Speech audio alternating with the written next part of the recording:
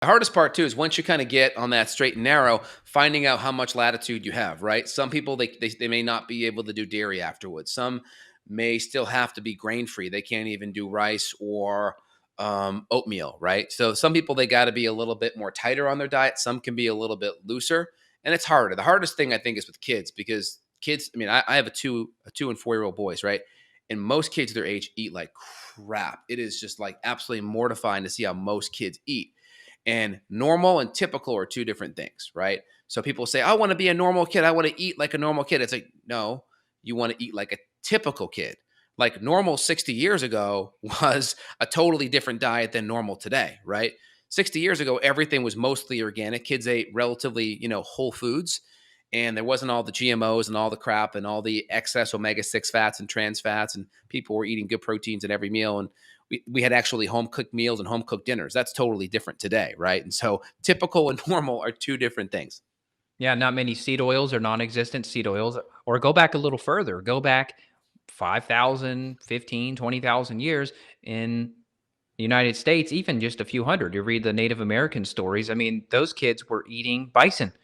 Breakfast, lunch, dinner, you know what they were having? They were having bison. If it was a time where they maybe didn't get a kill, they had pemmican, which is going to be like a dried meat product. Maybe some, I know some tribes, they would integrate berries into it. But if your food has a brand to it, now there are some exceptions, like there are some really good companies that make bison meat and all that. But in Beef general, jerky. Yeah, there's some good stuff. There's some decent paleo granola. If you can handle nuts and seeds, then that stuff's okay as well, for But sure. in general, my point is if your food has a brand to it, it's probably some level of processed.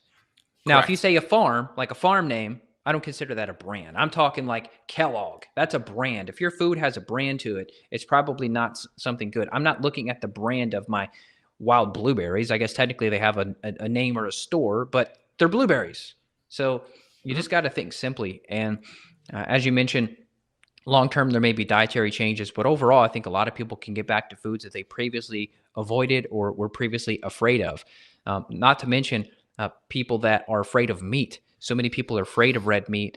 We interview people all the time and they say, oh, I eat red meat a couple times a month. I'm like, a couple times a month? I eat red meat every day. I'm like, why? And they're, oh, well, Mhm. my cholesterol or my heart or my doctor said this. And so there's still so much programming. I think you and I forget.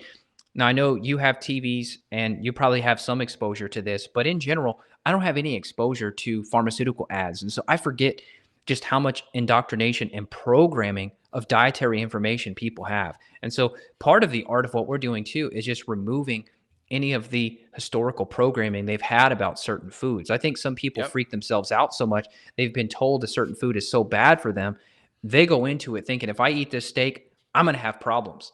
And they literally will put so much stress and emotion into the worry of food that then drives further symptoms.